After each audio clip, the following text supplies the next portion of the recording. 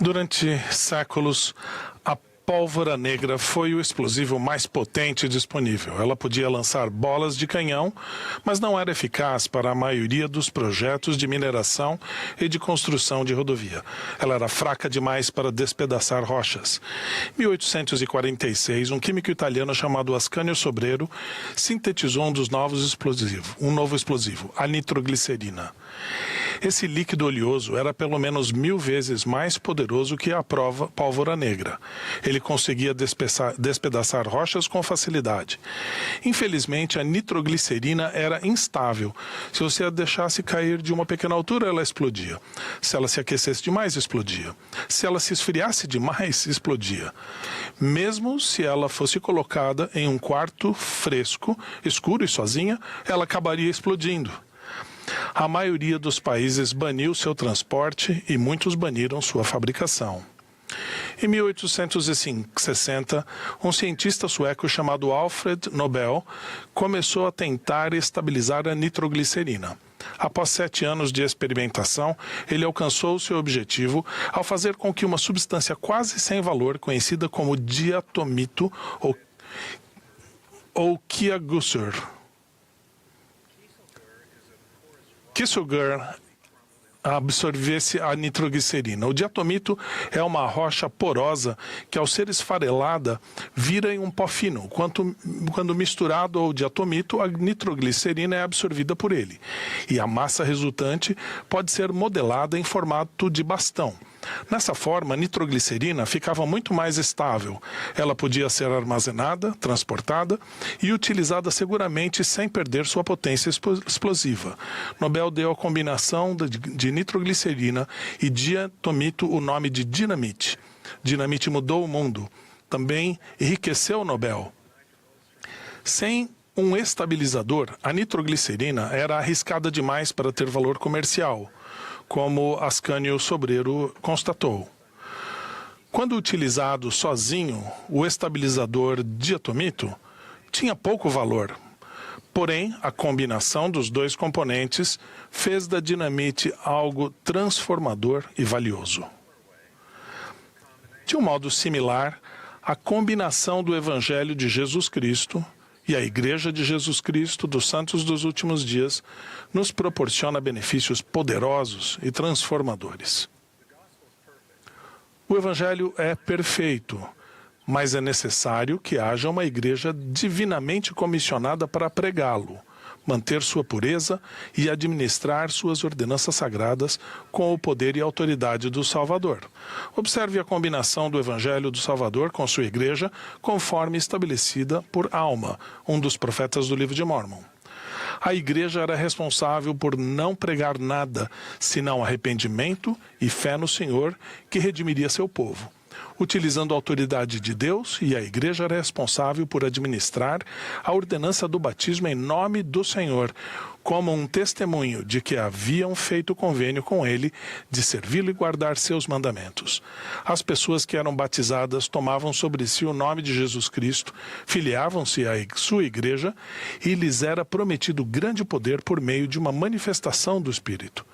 O povo se dirigia às águas de Mórmon para ouvir a Alma pregar o Evangelho.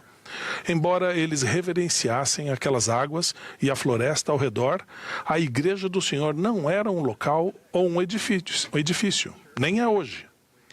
A Igreja é simplesmente feita de pessoas comuns, discípulos de Jesus Cristo reunidos e organizados em uma estrutura divinamente designada para ajudar o Senhor a realizar seus propósitos.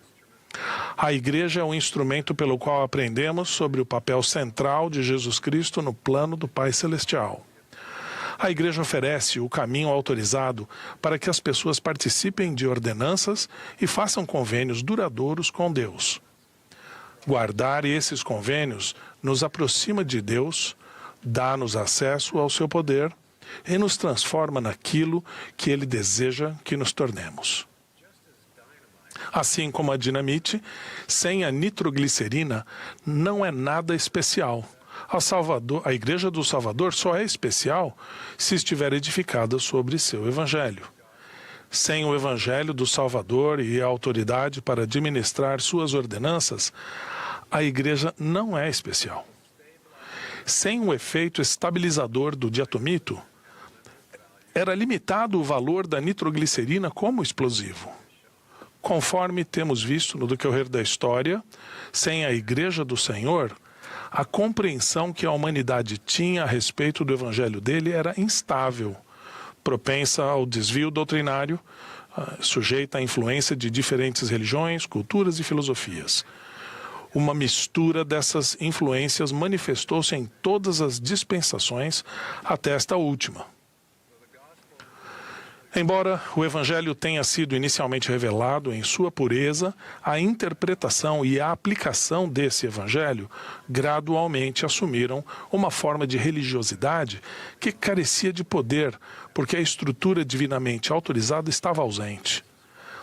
A Igreja de Jesus Cristo, dos Santos dos Últimos Dias, possibilita o acesso ao poder de Deus, porque é autorizada por Ele, tanto para ensinar a doutrina de Cristo, quanto para oferecer as ordenanças salvadoras e exaltadoras do Evangelho. O Salvador anseia por perdoar nossos pecados, ajudar-nos a acessar seu poder e nos transformar. Ele sofreu por nossos pecados e anseia nos perdoar do castigo que, de outra forma, mereceríamos. Ele quer que nos tornemos santos e sejamos aperfeiçoados nele. Jesus Cristo tem o poder para fazer isso. Ele não apenas se compadeceu de nossas imperfeições e lamentou nossa condenação eterna como consequência do pecado. Não. Ele foi além disso, infinitamente além, e restaurou sua igreja para permitir acesso a seu poder. O cerne do Evangelho que a Igreja ensina é que Jesus Cristo tomou sobre si nossas enfermidades e nossas dores. Ele fez cair sobre si a iniquidade de todos nós. Ele suportou a cruz, rompeu as ligaduras da morte, subiu aos céus e sentou-se à mão direita de Deus, para reclamar do Pai os direitos de misericórdia. O Salvador fez tudo isso porque Ele quer que seus filhos sejam felizes e façam boas escolhas. Ele já pagou o preço infinito para que pudesse reclamar todos os que nele têm fé e advoga por eles, por nós. Jesus Cristo deseja que nos arrependamos e que nos aproximemos dele para que ele possa nos justificar e santificar. Nesse desejo, ele é implacável e inabalável. Por meio de sua igreja, recebemos acesso ao poder de Deus por convênio e ao seu amor por convênio. A combinação do Evangelho de Jesus Cristo e de sua igreja transforma nossas vidas. Ela transformou meus avós maternos. Meu avô Oscar Anderson trabalhava em um estaleiro em Högmarsö, uma ilha do arquipélago de Estocolmo. Sua esposa Albertina e seus filhos viviam no território principal da Suécia. A cada 2 semanas, no sábado, Oscar remava seu barco para a casa a fim de passar o fim de semana antes de retornar a Högmarsö, no domingo à noite.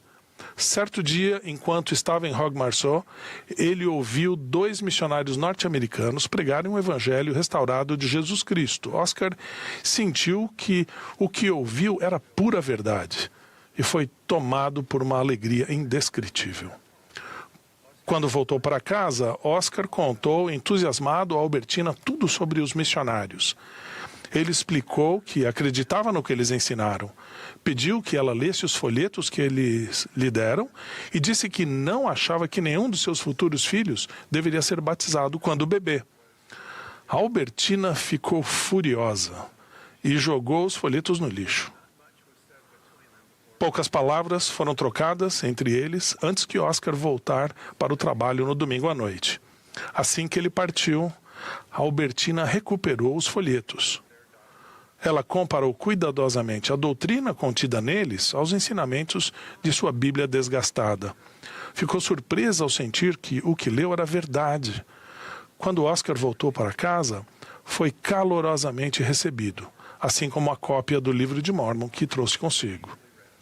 Albertina leu avidamente, mais uma vez comparando a doutrina com a de sua Bíblia. Tal como Oscar, ela reconheceu a pura verdade e se encheu de uma alegria indescritível. Oscar, Albertina e seus filhos se mudaram para Hogmarsö para ficar perto dos poucos membros da igreja que havia lá. Uma semana após Oscar e Albertina serem batizados, em 1916, Oscar foi chamado para ser o líder do grupo de Hogmarsö. Tal como muitos conversos, Oscar e Albertina enfrentaram críticas por causa de sua nova fé. Os fazendeiros locais se recusavam a vender-lhes leite. Então Oscar atravessava o fiorde a barco todos os dias para comprar leite de um fazendeiro mais tolerante. No entanto, durante os anos seguintes, o número de membros da igreja em Hogmarsö aumentou, em parte devido ao poderoso testemunho de Albertina e seu ardente zelo missionário. Quando o grupo se tornou um ramo, Oscar foi chamado como presidente do ramo. Os membros do ramo de Hogmarsö reverenciavam aquela ilha. Aquelas foram suas águas de Mormon. Foi lá que chegaram ao conhecimento de seu Redentor. Ao longo dos anos, à medida que guardavam seu convênio batismal, Oscar e Albertina foram transformados pelo poder de Jesus Cristo. Eles ansiavam por fazer mais convênios e receber suas bênçãos do templo. Para obter essas bênçãos, eles emigraram permanentemente de sua casa na Suécia para Salt Lake City, em 1949. Oscar havia servido como líder dos membros em Hogmarsö por 33 anos. A combinação de nitroglicerina e diatomito tornou a dinamite valiosa. A combinação do Evangelho de Jesus Cristo e sua igreja é inestimável. Oscar e Albertina ouviram sobre o Evangelho restaurado porque um profeta de Deus havia chamado, designado e enviado missionários para a Suécia. Por encargo divino, os missionários ensinaram a doutrina de Cristo e, pela autoridade do sacerdócio, batizaram Oscar e Albertina. Como membros, Oscar e Albertina continuaram aprendendo, desenvolvendo-se e servindo ao próximo. Eles se tornaram santos dos últimos dias porque guardaram os mandamentos, convênios que fizeram. O Salvador se refere à Igreja de Jesus Cristo dos Santos dos Últimos Dias como minha igreja, porque ele a comissionou para realizar seus propósitos de pregar seu evangelho, oferecer suas ordenanças e convênios, e assim tornar possível que seu poder nos justifique e santifique. Sem sua igreja, não há autoridade, não há pregação das verdades reveladas em seu nome, não há ordenanças ou convênios, não há manifestação do poder da divindade, não há transformação naquilo que Deus quer que nos tornemos, e o plano de Deus para seus filhos é anulado. A igreja nesta dispensação é parte integrante de seu plano. Convido-os a se comprometerem mais plenamente com o Salvador, com seu Evangelho e com sua Igreja. Ao fazerem isso, descobrirão uma combinação do Evangelho do Salvador e de sua Igreja traz o poder para a sua vida. Esse poder é muito maior do que a dinamite. Ele despedaçará as rochas em seu caminho e transformará vocês em herdeiros do reino de Deus. E vocês se encherão daquela alegria que é inexplicável e gloriosa. Em nome de Jesus Cristo. Amém.